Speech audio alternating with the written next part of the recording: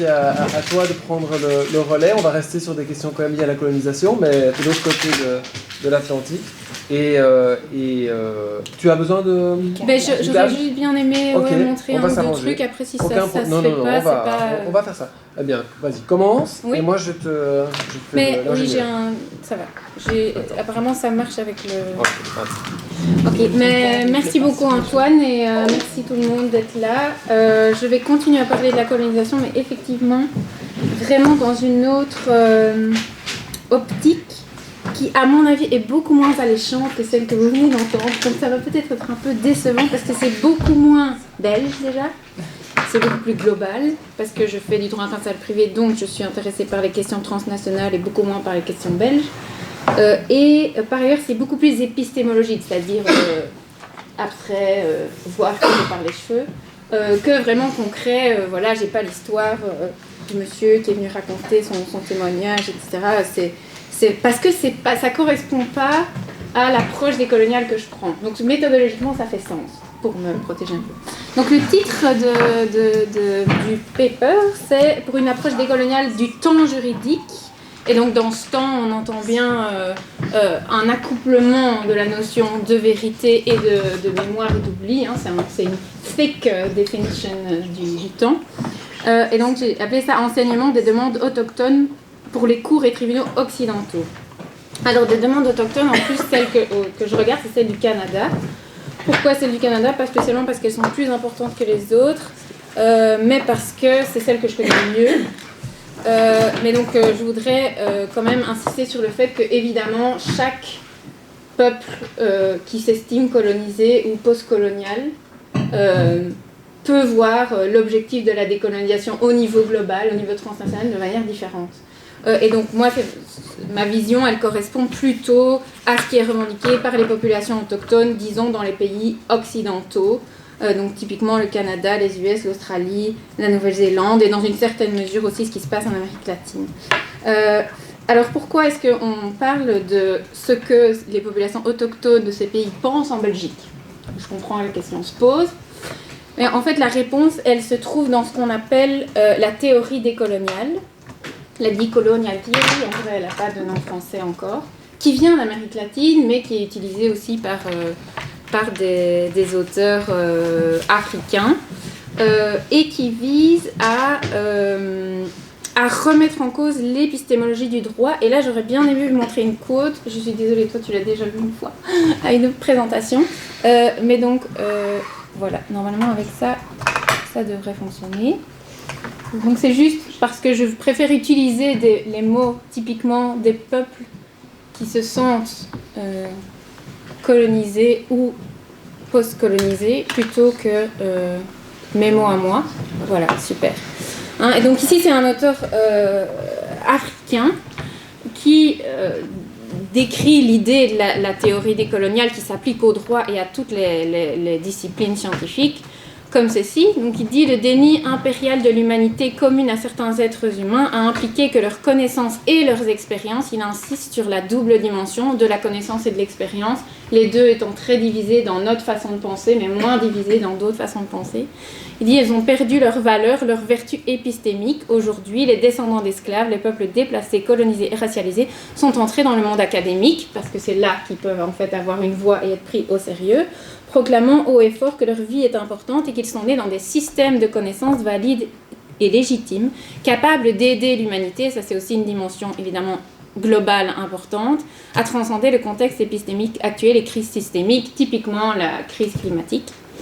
Ensemble, ils s'engagent dans diverses luttes pour la justice cognitive, notamment en droit, en luttant contre la ligne épistémique occidentale qui hante notre siècle.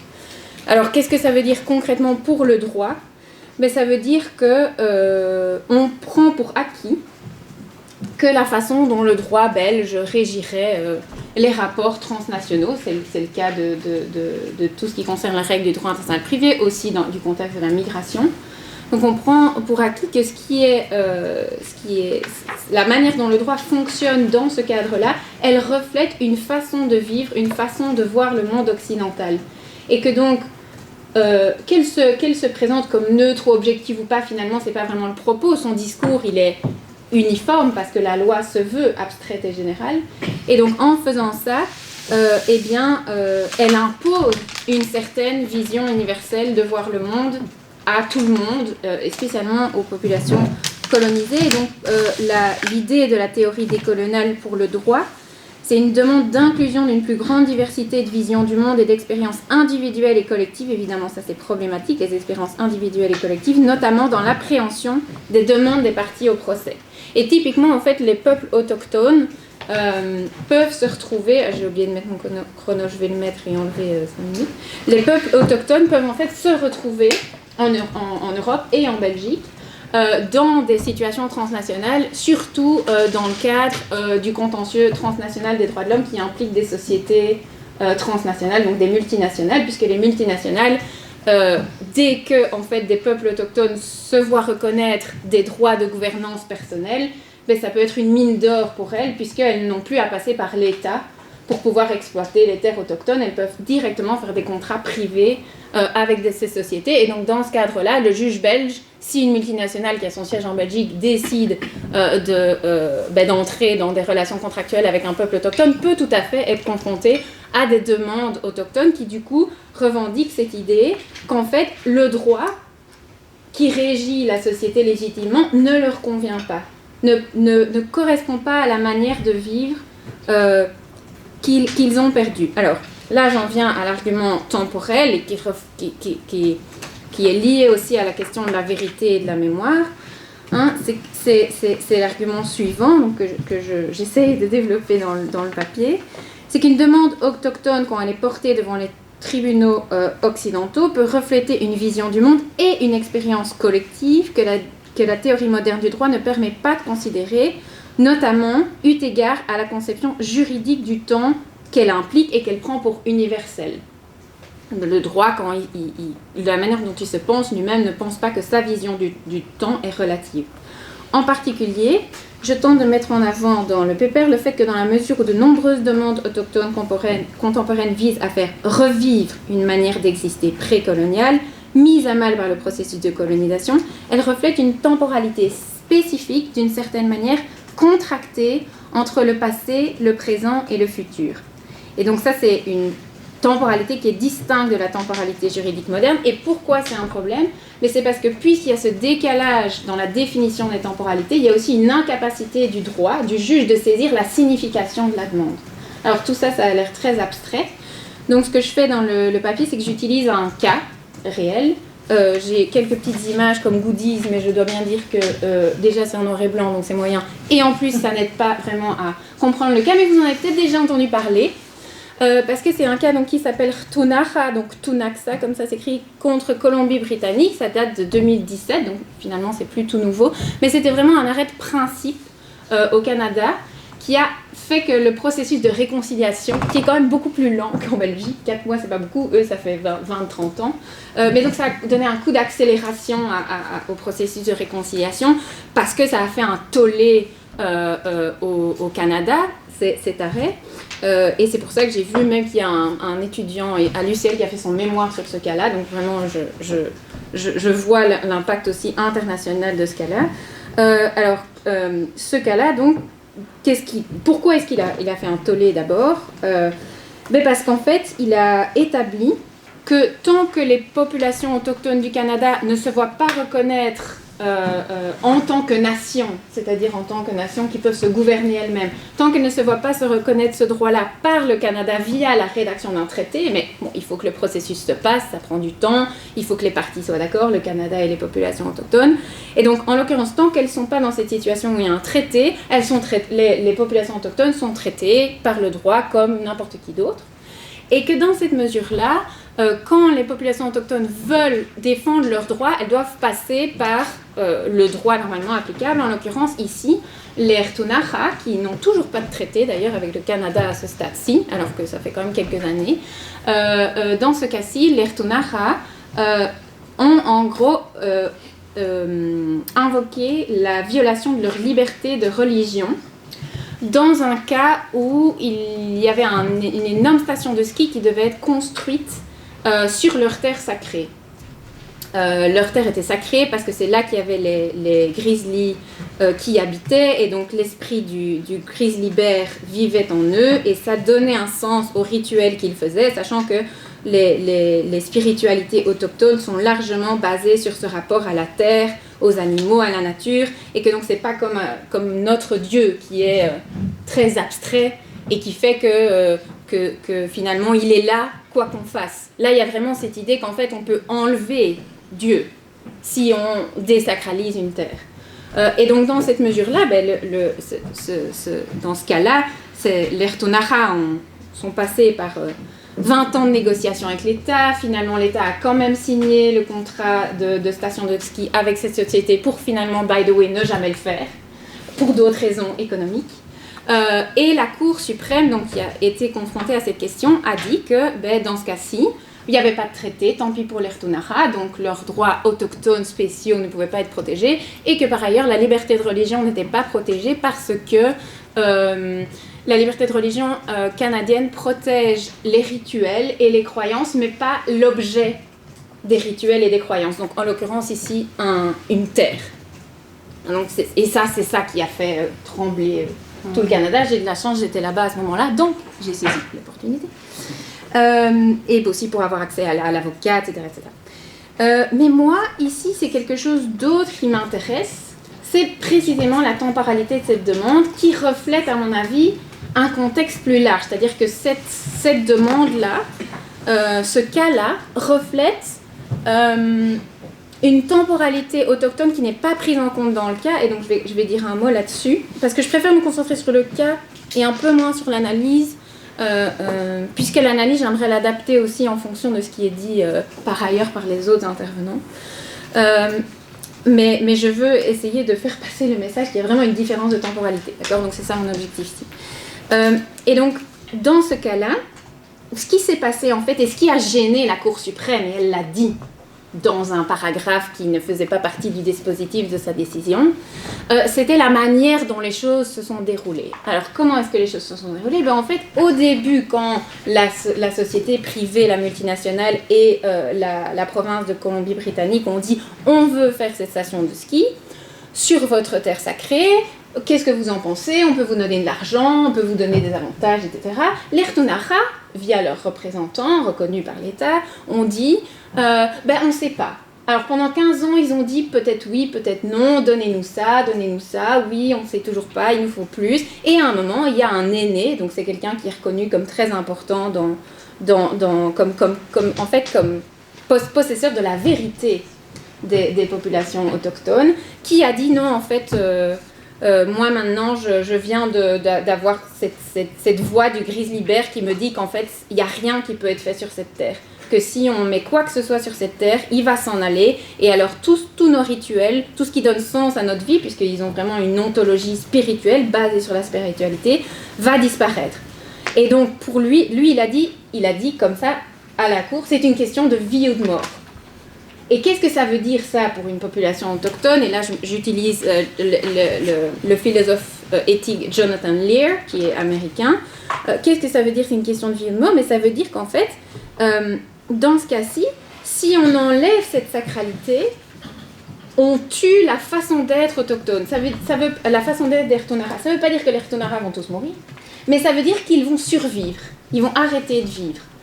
Et pourquoi est-ce que c'est le cas ? Pas seulement parce que la terre est tellement importante, mais aussi parce qu'ils sont déjà dans une position vulnérable à cause de la phase de la colonisation. Donc la phase de la colonisation au Canada, ça commence à être connu en Belgique. C'est caractérisé par ce qu'on appelle le Residential School System. Donc en gros, il y a déjà derrière une BD que je peux vous renseigner sur le sujet pour bien comprendre comment ça s'est fait. Pendant un siècle, donc ça s'est arrêté seulement en 1960, les enfants autochtones étaient pris des populations autochtones et envoyés dans des écoles où ils étaient éduqués au catholicisme et où ils étaient obligés de parler l'anglais ou le français et vraiment d'oublier toutes leurs connaissances traditionnelles, quoi. Vraiment, ils étaient punis quand ils le faisaient. Et donc, il y a un vide, en fait. Il y a un grand vide dans cette connaissances autochtones fondées sur la terre, inscrites dans des dents immémoriaux. En fait, ils essayent de retrouver, de réinventer cette connaissance d'avant. Mais à un moment, ils n'y ont plus eu accès. Et donc, là maintenant, depuis les années 60, ils sont entrés dans une phase, comme beaucoup de peuples autochtones dans le monde, dans une phase où ils essayent de refaire vivre ce passé-là, mais en ayant aussi apporté le poids de la colonisation et en étant influencés par elle. Et donc, en fait, ce qui s'est passé dans ce Cartoonara, quand on le voit de cette manière-là, ben, c'est assez symptomatique de ce contexte. C'est-à-dire que cet aîné, il a changé sa position au fil des années. Il a considéré que c'était une révélation qui lui était faite, parce que le contexte autour de lui lui a montré qu'en fait, à ce moment-là, il fallait reconstruire ce qui n'existait plus. Et donc, en termes de vérité, là, on rentre dans une zone qui, je pense, de notre point de vue occidental, est vraiment très, très difficile à saisir. C'est-à-dire, on ne peut pas dire s'il ment pas. Je pense que c'est juste, on ne sait pas le saisir. Enfin, moi, en tout cas, de l'année que j'ai passée là-bas et des enseignements auxquels j'ai eu droit des peuples autochtones au Canada, je vois que c'est juste tellement différent qu'il faut accepter qu'on ne peut pas juger de leur vérité. Or, c'est ce que la Cour fait. La Cour dit, en plus de dire que la liberté de religion canadienne ne les protège pas, elle dit, oui, c'est tragique, elle utilise le mot, c'est tragique pour vous, que vous n'ayez pas encore de traité, mais enfin, quand même, vous savez, quand vous négociez avec l'État, chers amis autochtones, il faut que vous disiez ce que vous voulez dès le début, et pas après 15 ans de négociation. Et donc, il y a une négation de cette évolution de la temporalité autochtone par la Cour suprême, même si les juges, l'ambiance était assez friendly par rapport aux autochtones, vu les juges qui ont signé le jugement. Et donc, moi, qu'est-ce que ça me fait dire, cet arrêt par rapport à la temporalité juridique d'une part, et par rapport aux notions spécifiques qu'Antoine a mentionnées, ça me fait dire que le droit peut appréhender la demande des Rtounara en prenant en compte le contexte de la colonisation, qui fait que, clairement là on est dans une phase de réconciliation au Canada, et que donc on est dans une phase où la vérité autochtone évolue. Et c'est embêtant pour nous de comprendre ça, puisqu'ils n'arrêtent pas de dire que leur vérité est ancrée dans un passé très ancien. Or, ils sont en train de reconstruire ce passé très ancien pour améliorer leur futur. Et c'est pour ça que je dis qu'il y a une contraction du passé, du présent et du futur dans leur demande, et que ça est très problématique déjà pour l'Occident, mais aussi pour le juge. Et là, je me suis plongée dans les travaux de M. Host, qui m'a gentiment transmis ses écrits sur le temps du droit, parce que j'avoue qu'à la base, c'était pas spécialement mon domaine de prédilection. Mais je vois qu'il dit donc que, en tout cas du point de vue belge, européen, donc, le droit reflète une vision linéaire, mais parfois ce droit en fait a la capacité de contrer cette linéarité, et les différents papers ici qu'on étudie le montrent à mon avis. C'est évidemment beaucoup plus complexe que ça, mais il n'empêche que, du coup j'ai lu un peu plus loin que François Host quand même, et donc j'ai lu à plusieurs endroits quand même que les auteurs comme lui se mettent d'accord sur le fait qu'il y a une distinction entre le passé, le présent et le futur. Ça veut dire qu'on peut essayer de les corriger, mais que la base, c'est quand même qu'il y a cette triple distinction. Or, cette triple distinction, à mon avis, elle est problématique pour faire sens, pour faire justice même, pour rendre justice aux demandes autochtones telles que celles présentées dans le cas des Rtounara. Alors, je vais du coup, voilà, j'ai essayé d'être très rapide sur ce sujet-là parce que j'aimerais bien passer plus de temps sur les trois... J'ai fini ou tu es déjà à 20 minutes, mais donc si tu veux passer plus de temps... Non, excuse-moi. Non, c'est parce que mon chrono, j'ai pris trop tard. Ok, alors je vais aller aussi vite que dans mon paper. Mais donc, là, c'est bien parce que je peux rebondir sur ce que Valérie a dit, vraiment, en fait, en quelques mots. Par rapport à cette question de la distinction entre la mémoire inerte et la mémoire vive, autant dans le cas dans le cas de la commission, il y a une interaction entre mémoire vive et mémoire inerte, autant ici, il y a vraiment une exigence de faire passer, c'est une opération que j'ai appelée de transformation progressive de la mémoire inerte en mémoire vive, que c'est ça qui est demandé dans les revendications autochtones. Et quant à la question du souvenir et de l'héritage, je pense que le souvenir, c'est vraiment une notion romantique même, qu'il faut laisser de côté pour appréhender les deux mondes autochtones et qu'il faut voir la question d'héritage mais comme leur héritage, mais un héritage qui peut du coup avoir une dimension beaucoup plus présente et future que ce dont on a l'habitude. Mais je pense qu'il y a aussi une demande de voir l'héritage colonial comme quelque chose de commun. Et ça rejoint ce que Valérie a dit.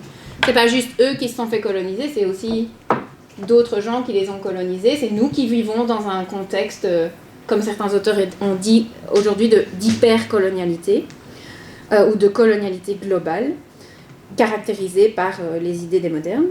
Et par rapport à la distinction entre vérité-construction et vérité-dévoilement, clairement, la vérité-construction du droit, cette fonction-là, elle est amenuisée par la théorie décoloniale. C'est-à-dire, en tout cas, elle demande au droit de vraiment relativiser la vérité judiciaire, d'un point de vue culturel en tout cas. Et la notion de vérité-dévoilement, à mon avis, au contraire, elle prend un sens très fort dans l'appréhension des demandes autochtones par le droit, dans la mesure où lorsqu'il n'y fait pas droit, le droit à ces demandes, il contribue potentiellement à la suppression d'une vision du monde qui donne sens réellement à des vies, c'est-à-dire qu'il permet à des gens de vivre et non de survivre. Voilà, merci beaucoup.